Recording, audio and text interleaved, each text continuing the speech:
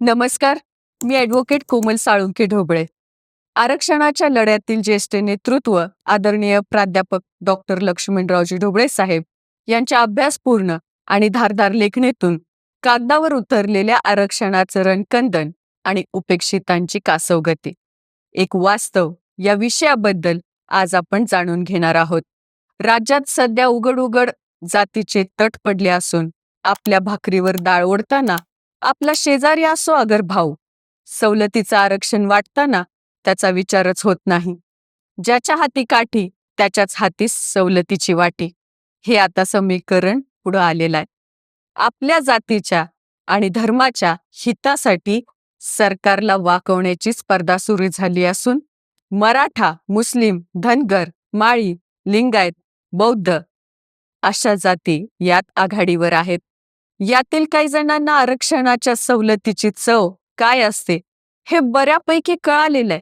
परंतु मातंग, गोसावी, कैकाडी, भंगी, मादिगा, वाल्मिकी यासारख्या जाती आता सवलतीच्या स्पर्धेतून हद्दपार झालेल्या आहेत.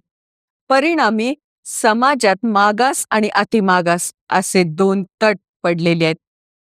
निवडणुका तोंडावर आल्या की अतिमागासाबद्दल आणि इतर 57 जातीबद्दल आपुलकीनं बोललं जातं, परंतु विकासाच्या मुद्द्यावर मात्र त्यांना गांभीर्य घेतले जात नाही.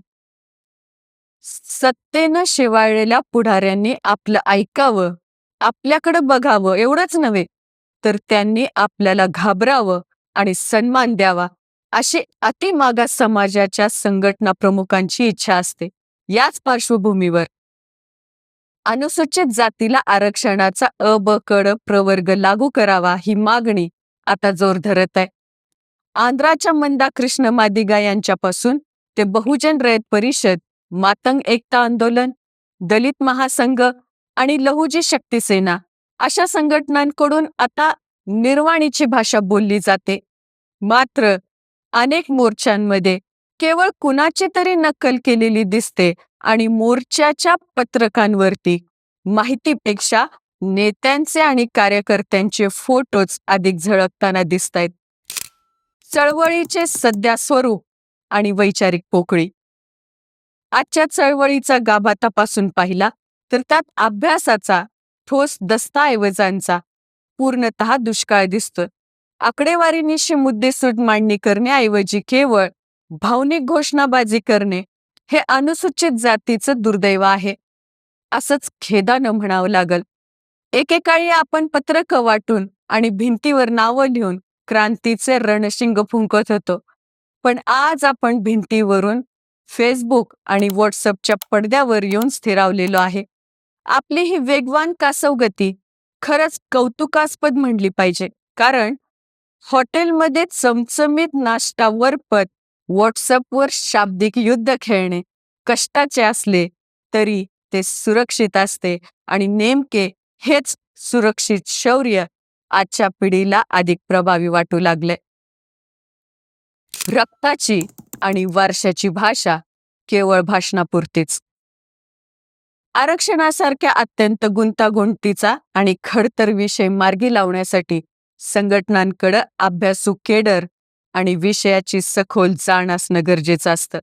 मात्र राज्यात 300 संघटनांचा सुळसुळाट झाला असून सुद्धा आम्ही लहुजींची औलाद आहो आणि मांगाचं रक्त आहो या अस्मितेच्या पलीकडे झेप घेण्याची धमक कोणाकडेच दिसत नाही.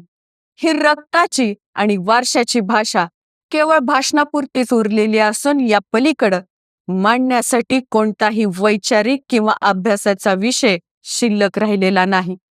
ही वैचारिक पोकळीच आजच्या चळवळीचं सर्वात मोठं अपयश आहे.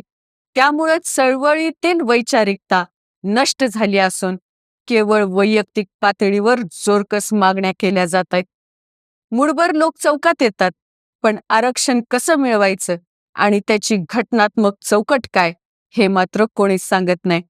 उलट पुढाऱ्यांनी अभ्यासातून व्यक्त होण्याऐवजी ते राजकीय नेत्यांचे वाडे शोधण्यात मग्न असतात.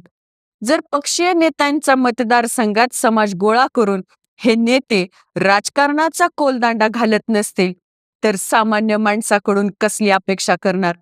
आजच्या तरुणांना कोणत्या हॉटेलमध्ये चमचमीत खायला मिळतं याची खडानखडा माहिती आहे. परंतु कोणत्या बुक डेपोमध्ये क्रांतीवीर लहुजी किंवा साहित्यरत्न अण्णाभाऊ साठेंचं कार्य सांगणारी पुस्तकं मिळतात हे फार थोड्यांना माहिती आहे. या उलट बौद्ध समाजाच्या झोपडीत मात्र आजही धर्माचे आणि चळवळीचे संदर्भ देणारी पुस्तकं आढळतात. स्वप्न पहावं तर असं.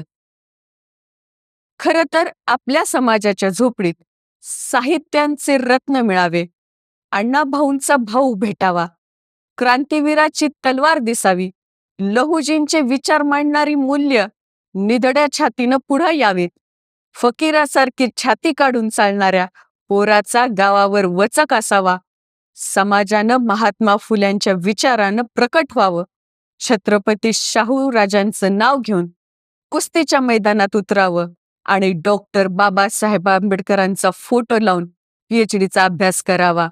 अभ्यासानं स्वतःला सिद्ध करताना आणि ज्ञानसागराचे दरवाजे उघडताना अनुसूचित जातीच्या ब ड वर्गीकरणाची पुस्तिका वाचनासाठी टेबलावर असावीत असं स्वप्न समाजाला पाहावं लागेल. तरच ब कडचं स्वप्न सत्यात उतरू शकेल. भेटूया पुढच्या भागात. तोपर्यंत विचार करा आणि संघटित व्हा. धन्यवाद.